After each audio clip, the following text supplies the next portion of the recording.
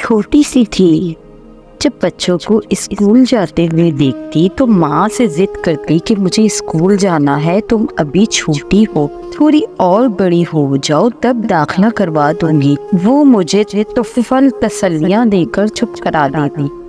حقیقت یہ تھی کہ گاؤں میں ہم جیسے غریب گھرانوں میں بچوں کو تعلیم دلوانے کا رواج نہیں تھا۔ میرا بھائی آصف 4 برس بڑا تھا، ابو اسے کوئی ہنر سکھانے کا ارادہ رکھتے تھے۔ میں اس وقت کا انتظار کرتی رہ گئی جب بقول اماں بڑی ہو جاؤ گی تو اسکول جایا کرو گی۔ اس وقت کے آنے سے پہلے ہی کھیتوں کو پانی لگاتے ہوئے ابا کو ایک ناگ نے ڈس لیا۔ جوانی میں سہاگ کا دوپٹہ اماں کے سر سے اتر گیا اور انہوں نے بیوگی کی بے رنگ چادر میں خود کو لپیٹ لیا۔ اب گاؤں والے ہندیسے دینے لگے کہ بچوں کی پرورش کی خاطر دوسری شادی کر لو، مگر والدہ نے انکار کر دیا کہ محنت مزدوری کر لوں گی مگر اپنے بچوں کو سوتیلے باپ کے رحم و کرم پر نہ چھوڑوں گی۔ اللہ جانے وہ کیسا سلوک میرے جگر گوشوں سے کرے۔ گرمیوں کی جلستی دوپہر میں لوگوں کے آنگن میں گندم کی بوریاں صاف کرنا اور سردیوں میں لحاف اور رضائیاں سینا خرض یہی نہیں کوئی کیسا ہی سخت کام بتاتا، میری ماں انکار نہ کرتی۔ رات دن محنت و مشقت کر کے ایک باحوصلہ خاتون کی طرح یہ کٹھن وقت بھی کاٹ لیا۔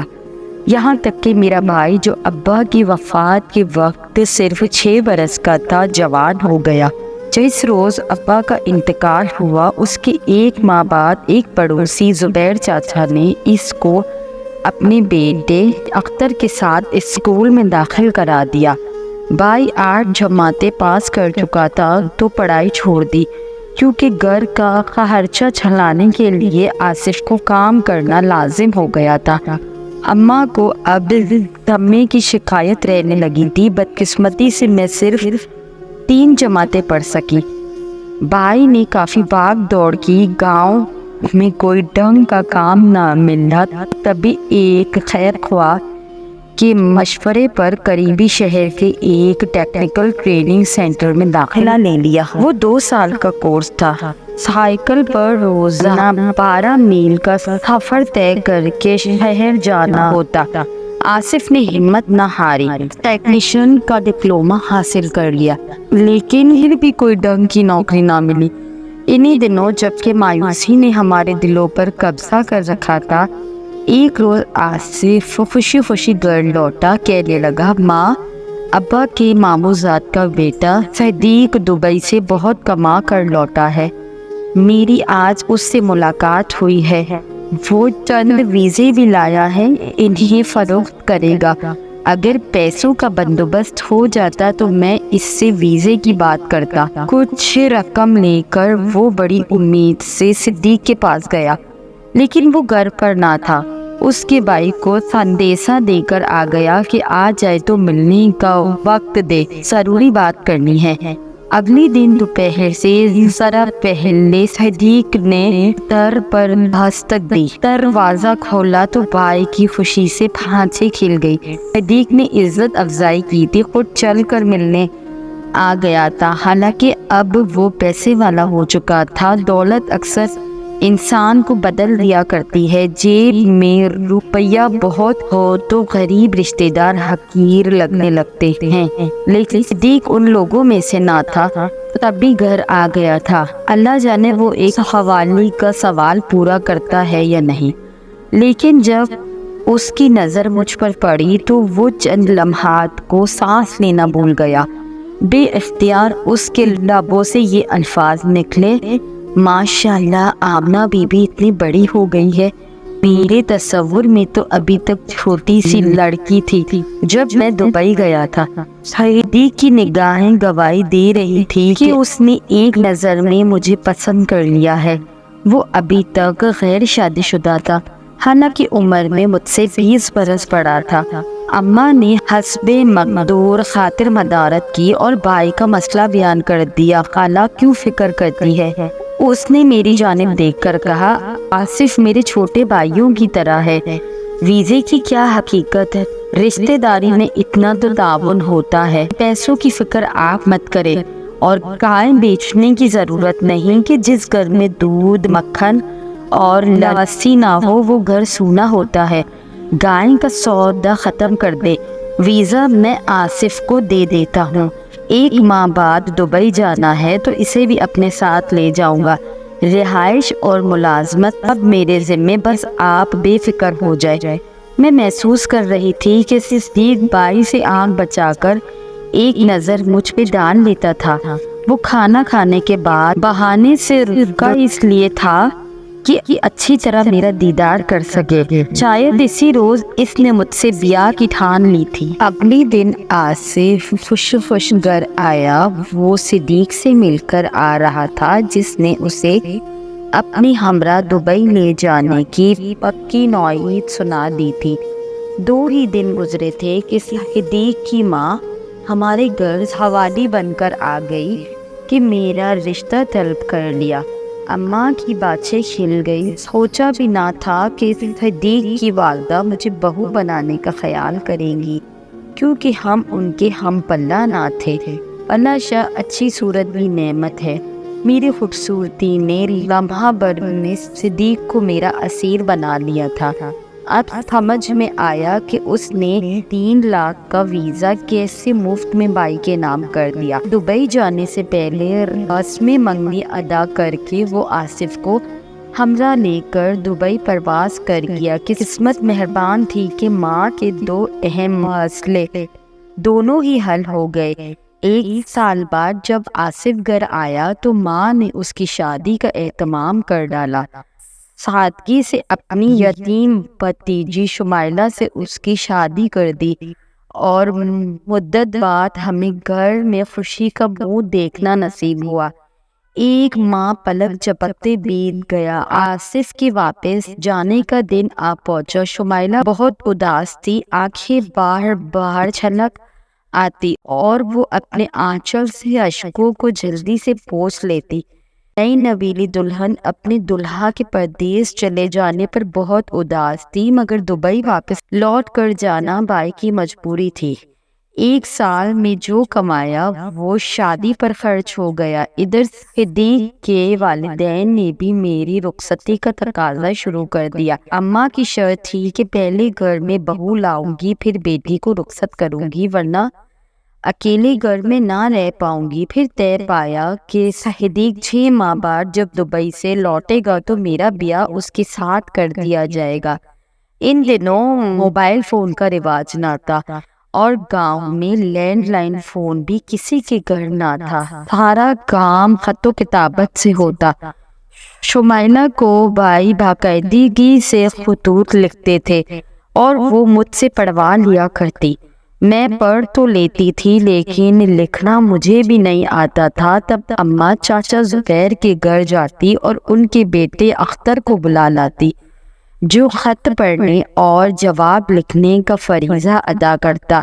اس زمانے میں پڑوسی بھی کسی کام سے انکار نہ کرتے تھے، ہم جب چاہتے بلا لاتے تھے۔ اختر کی بات اور تھی، وہ بائی کا ہم جماعت ہی نہیں، ہمارے لیے سگے بھائیوں جیسا تھا۔ ماں اسے اپنا دوسرا بیٹا کہا کرتی تھی۔ بائی کے دبئی جانے کے بعد اختر بھیا ہی ہمارے گھر کے سارے کام کر دیا کرتے تھے۔ بکریاں کلہاڑی سے کاٹ کر بالن تیار کرنا ہوتا یا چکی میں آٹا پسوانا، سودا سلف لانا، سبھی کو اختر کے ذمے تھا، اور وہ بھی تمام کام خوش اسلوبی سے اپنا فرض سمجھ کر انجام دیتا تھا۔ آصف بھائی اختر کو وقتاً فوقتاً خط تحریر کرتا، کیونکہ یہ ہمارے قریب ترین پڑوسی اپنوں سے بڑھ کر تھے۔ میری شادی ہو گئی اور چند دن سسرال میں رہ کر دبئی آ گئی، تب بھابھی اور زیادہ اداس رہنے لگی۔ بے چین ہو کر اختر سے شوہر کو محبت نامے لکھوا کر بھجوانے لگی۔ ایک دن اختر ہمارے گھر آیا، امی گھر پر نہ تھی۔ بھابھی کو خوشخبری سنائی کہ تمہارا ویزا بن رہا ہے اور آصف تم کو جلد دبئی بلوائے گا۔ مجھے تمہارا پاسپورٹ بنوانے کا کہا ہے، تمہارا فوٹو درکار ہے۔ جب پاسپورٹ بن جائے گا تو ویزا بھی لگ جائے گا، میرے پاس کوئی فوٹو نہیں ہے، کبھی نہیں کھنچوایا۔ بابی نے بتایا گاؤں میں کوئی فوٹوگرافر کی دکان نہ تھی، اسی لیے اختر کے ہمراہ بابی کو شہر جانا پڑا، لہٰذا اس نے یہ حل نکالا کہ دوست سے کیمرہ مانگ کر لے آیا اور کہا کہ گھر پر ہی تمہاری فوٹو بنا لیتا ہوں۔ امی جان پرانے خیالات کی تھی، شمائلہ نے سوچا کہ یہ فوٹو بنوانے نہ دیں گی، لہٰذا ساس سے چوری چپے اختر سے تصویریں بنا لی۔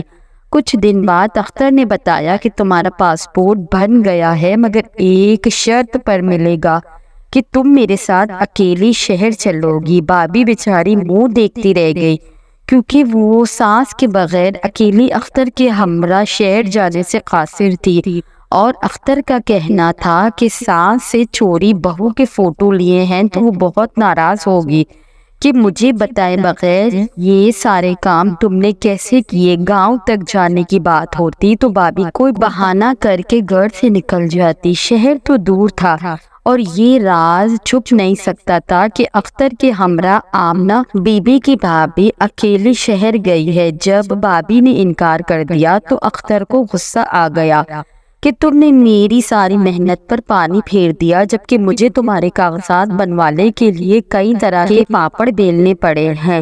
وقت پر پاسپورٹ وصول نہ کیا تو ویزا نہیں لگے گا اور ساری محنت اکارت جائے گی۔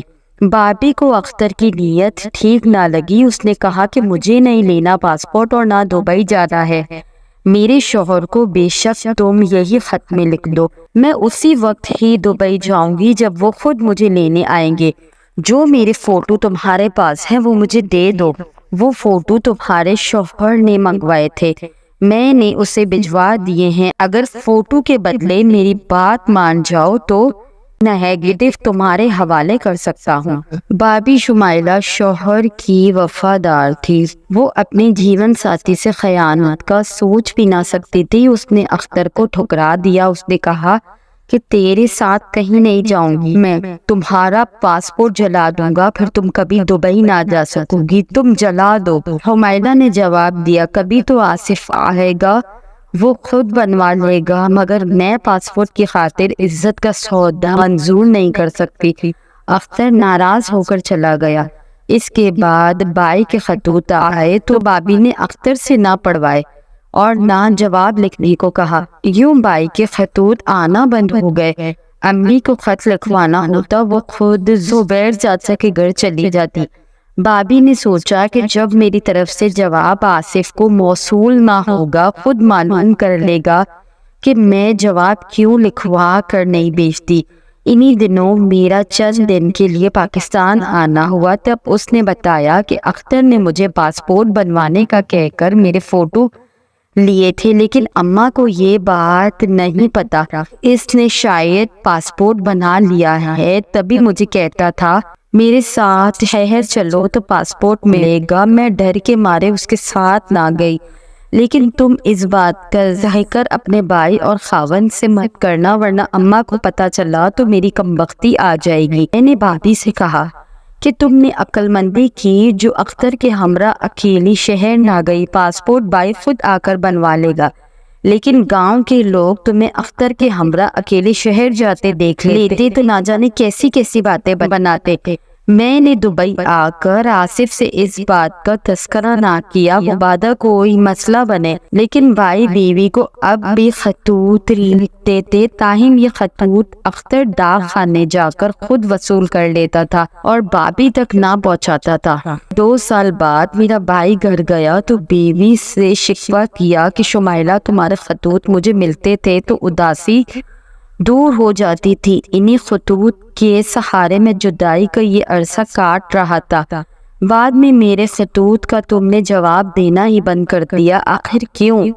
یہ سن کر وہ حیران ہو گئی، بے اختیار منہ سے نکلا، کیا اب مجھے خطوط بیچتے تھے، مجھے تو نہ ملے؟ اس جواب سے بائی کو شہر گزرا، انہوں نے اختر سے جا کر استفسار کیا، تب اس نے کہا کہ بابی جھوٹ بولتی ہے، وہ خط ملنے پر جواب نہ لکھواتی تھی بلکہ پھاڑ دیتی تھی۔ عجب ماما ہے، بھائی نے تعجب سے کہا، ماما نہیں، یہ حوصلہ ہے تو بتا دیتا ہوں، دیکھو یہ فوٹو تمہارے بیوی کے ہیں، اس نے کسی کے ساتھ یہ تصویریں اتروائی ہے، یہ شہر کے اسٹوڈیو میں نہیں اتاری گئی ہیں بلکہ کسی کے گھر پر کیمرے سے لی ہیں۔ اختر نے فوٹو آصف کو دیے جس میں شمائلہ کسی دوسرے مرد کے ساتھ بیٹھی تھی۔ دراصل فوٹوگرافر نے اختر کی ملی بھگت سے کسی شخص کے ہمراہ شمائلہ بھابھی کی تصویر کو کچھ اس طرح نتھی کر کے دوبارہ پرنٹ کر دیا تھا کہ گمان یہی